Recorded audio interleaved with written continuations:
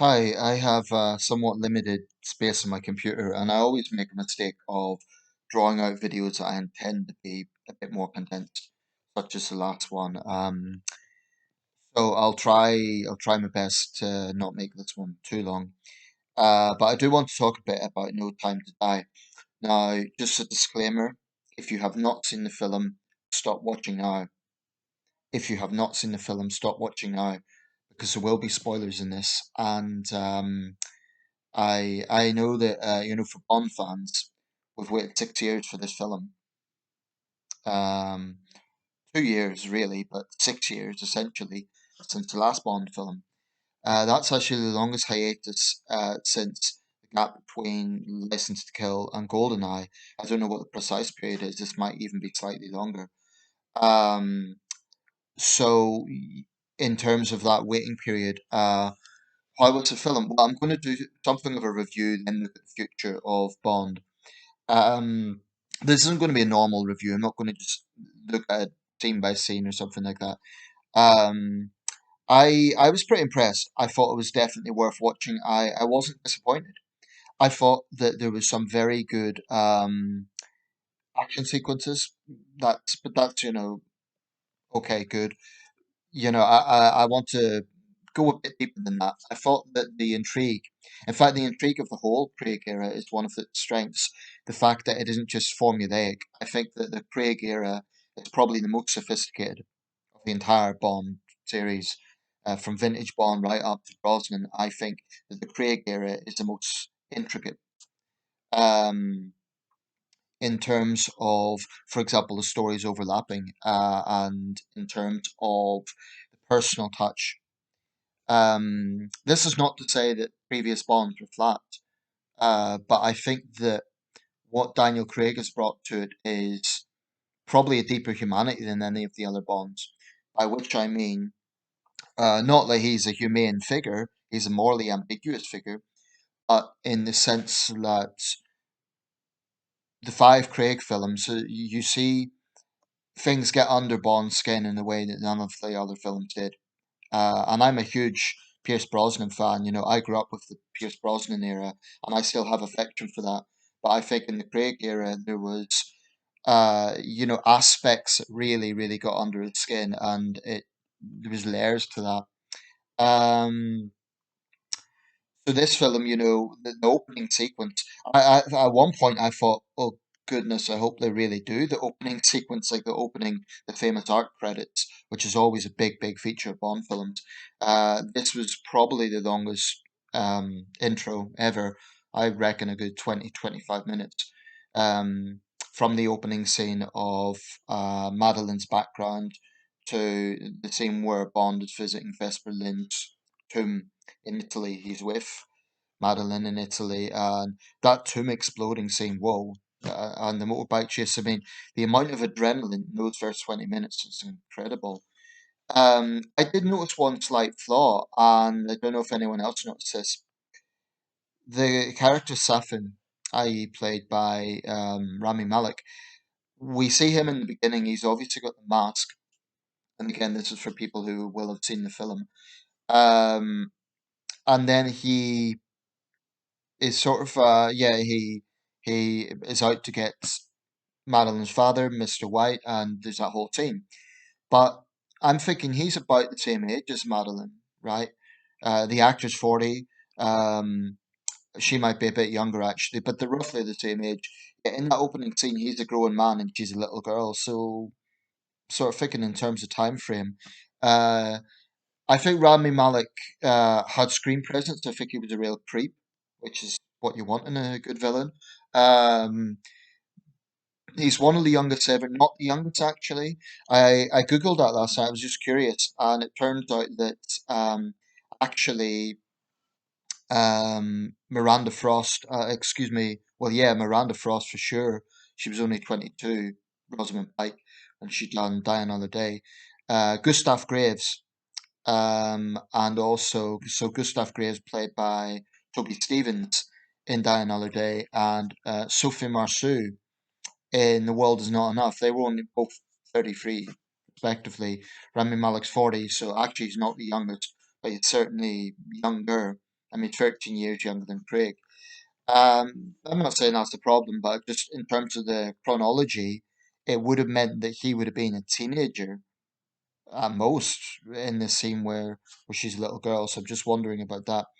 Um, the action sequences were very impressive. One thing, I'm just going to say this before I forget, that I was slightly disappointed by was the locations on the grounds that they've all been done before. This is something I said, okay, there is a coronavirus which has prevented travel and therefore filming opportunities, but what are the locations? Italy, well, okay, Norway, I suppose, fair enough. Norway hasn't been done before, but Europe's been heavily featured, all European, Europe, right? It's been heavily featured. Italy has been in goodness knows how many Bond films. And, that's fine. Italy's a beautiful, romantic country, but I think it must be featured in more Bond films than any, except for the UK itself. Um, and that looks a little bit lazy on the part of like researchers and location scouts. It just looks like, come on, let's have a new location. Cuba. Cuba's been done before as well. There's a bar fight scene in Santiago de Cuba, which is Cuba's second city. Um, the London scenes I'm fine with because, it's a British character. Bond is a British character, so inevitably you're going to have some of the setting in London. Sometimes that to me is fine. But I was slightly disappointed by that. I thought, well, let's have some other location that's totally out there. I suppose the island is between Russia and Japan. I thought actually there would be echoes that this would be a remake of Doctor No. It wasn't quite, but there were certainly echoes in terms of the character and the plot. But I think Rami Malek was great as a villain, very creepy, and I think he's the first Bond villain to actually hold a gun to a little girl. So that's pretty despicable. Um, I think his intro could have been a little bit better. It was a little bit like, well, this is the villain, there he is. It's like in the scene where she's obviously a psychotherapist, I believe, and she comes to talk to him and he shows a mask and he's just sitting there. I feel, I know what they were doing, but I feel there could have been a little bit more lead up to that. I don't know. Maybe not. Maybe I'll watch it again and think it was good. Um, I thought that the opening sequence, the famous artwork, I think is one of the best ever. In fact, it might even be the best in terms of the artwork. I just thought it was very well done. I think only Skyfall is on par with that in terms of the yeah, it's really clever stuff. I mean, the old films were quite basic in that sense, and to me, it's become one of the major hallmarks of a Bond film. Now. I could go through all the plot and the dialogue and so on. The supporting characters, Moneypenny, Q. There was a little touch we find out Q's gay. Um, Also, this woman, Nova or Noma, Noma. There was concern that she was going to sort of upstage Bond. Actually, I don't think that happened. I was pleasantly surprised. Um, they sort of cast her as this feisty woman. And she's going to be this rival to Bond or something, and she actually has a 007 ranking. Now, 007 is just a designation. She's not James Bond, and she won't be because we already know her name. Um, was that a mistake? I don't know. I guess time will tell if she's in the next film what sort of presence she has, but I don't know if that's going to work as a formula. Because it's almost like I mentioned this before, it's almost like a buddy format, like those old buddy movies from the 70s where she's Bond's equal and, they're getting on these adventures together. But that can't be the case because he is the protagonist. Um, and then, of course, the death of Felix Leiter was a big screen stealing moment. So there's a lot in this film that was very important. The finale now, that's going to be something that everyone's going to be talking about. And I will. Bond dies. James Bond dies. And it's not just that, well, it was Daniel Craig's film, so he has to leave. He's never died before on screen in that way. Yes, and I think it was I think it was Thunderball. He dies and there's a funeral at sea, but then we find out he comes out of the oxygen suit. Um, And in the beginning of You Only Live Twice, it appears that he's died. He's machine gunned in his bed. But on those occasions, it was kind of a setup. On this occasion, there's no way around it. He is dead. I mean, we see the nuclear missiles or the ballistic missiles raining in. There's no way he can survive. And actually, I think it would be a bit silly if he does. So now the obvious question is, so that's going to polarize a lot of people because they like Craig Bond, and they will question, is that the right way to have sent him off rather than just retiring or something like that. Um, a lot of people are going to say, what, well, where does that leave the series? If James Bond is dead, how can there rationally be another Bond film? I mean, how can it work? You would have to have, it would need to be retrospective, looking at other aspects of his life, or they will need to find a way to justify that storyline for the next Bond. Now, there almost certainly will be a next Bond because commercially it would make no sense just to say, well, we've done 25 films, that's it. The public will demand more. The popularity is as high as ever. So the demand is there from consumers. So I really wonder what they're going to do with that. And I hope they haven't set themselves a trap like, oh, we've killed Bond, what are we going to do now? So I do question that decision. I thought it was well done. I mean, Craig's acting was superb in that scene. The, the whole sequence was well done and very moving. But as a choice, I don't know. I don't know about that. No, looking forward. I touched on this in a previous video. This idea of Bond having to be progressive and move with the times and so on. One of the most absurd criticisms I've heard about James Bond is that it's kind of this aspect of British imperialism. Well, of course, it's a huge part of British popular culture. Of course, James Bond is a British spy. He works for MI6, Queen and Country. He's patriotic. So, of course, in a film about a British spy, you're going to expect British patriotism. And actually, in the Craig era, and to some extent in the Dalton and Brosnan era, there was times that Bond was just his own man. He was not fighting for Queen and Country. He was basically fighting for himself. So I think that this notion of it's British imperialism. That's that's just ridiculous. Let's be proud in something for goodness sake. Um, so if they go down a line of let's I mean, actually, I should say in the opening artwork of No Time to Die, it showed Britannia sort of in the sand, almost as if in decline. So, whilst artistically that was impressive, I hope they're not going to. It's almost like you can see echoes of GoldenEye, where you see the remnants of the Soviet Union in tatters. I just hope they're not going to go down the line of, well, Britain's now declined. You know, Bond has to be patriotic. Okay, it's a British cultural institution. It has to be patriotic. That to me is one of the things that makes a series. Apparently, in On Her Majesty's Secret Service, not the highest grossing of the Bond films, but when when there was a scene of the Union Jack going up, apparently there was a standing ovation, including by Prince Charles. So I really think that if the series was to abandon any notion of patriotism, that would be a very big mistake. A very big mistake. Um, the next actor's got big shoes to fill. Probably will be an actor as opposed to an actress, and I think that's the right choice. But this idea that Bond needs to move with the times, I would argue it has been, and it always does, and I think that's right.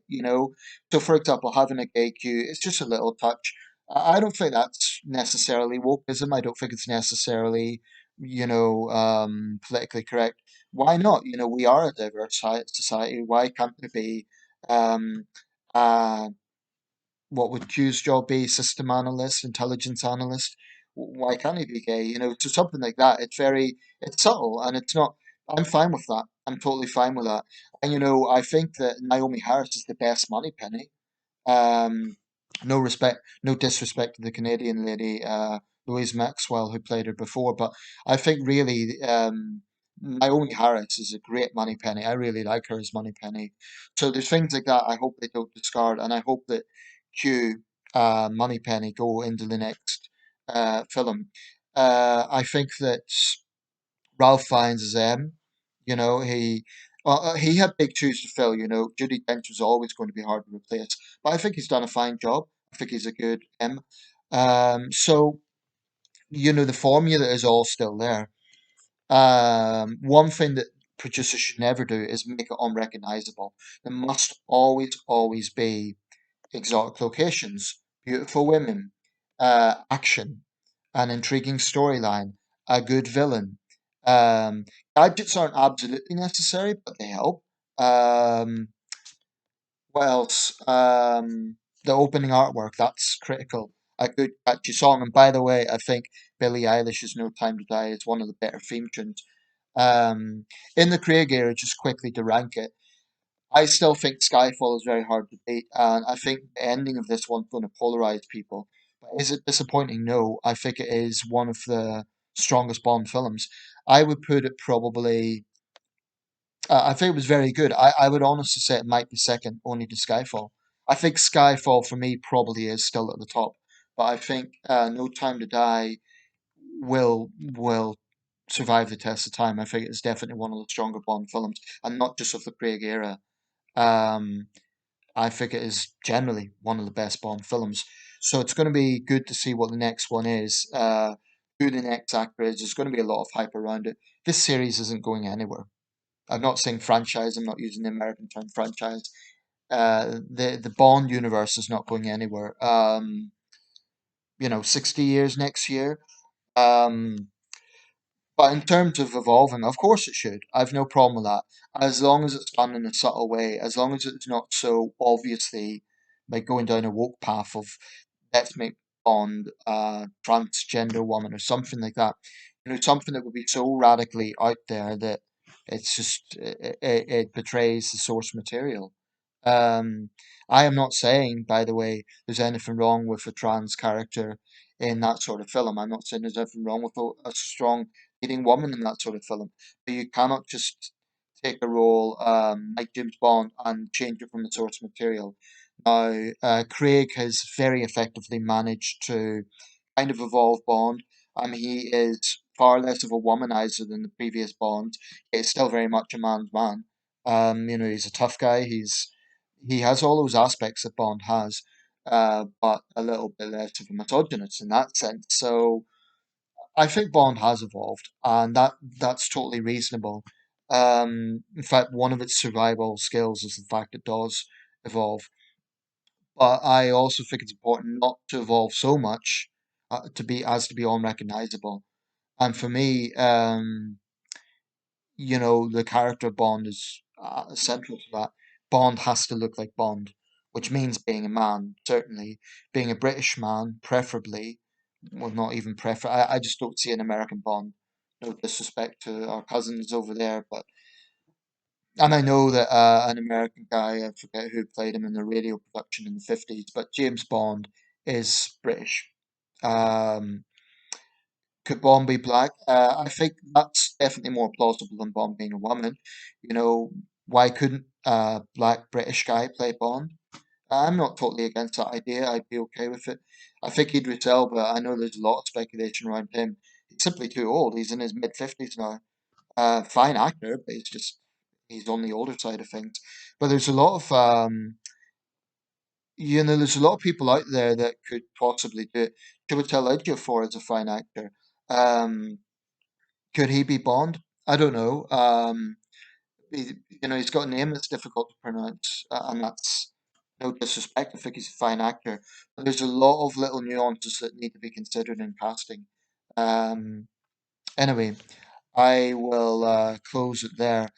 If you haven't seen No Time to, well, if you haven't seen it, you won't have watched this video. If you have seen it, let me know your thoughts. I think that for the final outing of Craig, it was a very impressive film. I still have mixed views on the choice to kill him off like that way, because I think they've shot themselves in the foot in terms of storyline for the next film. I don't know how they're going to get around that, but because it's going to have to be retrospective. They can't just get another actor and pretend the Bond's alive because or they're going to have to do something silly like he's cryogenically frozen or I don't know.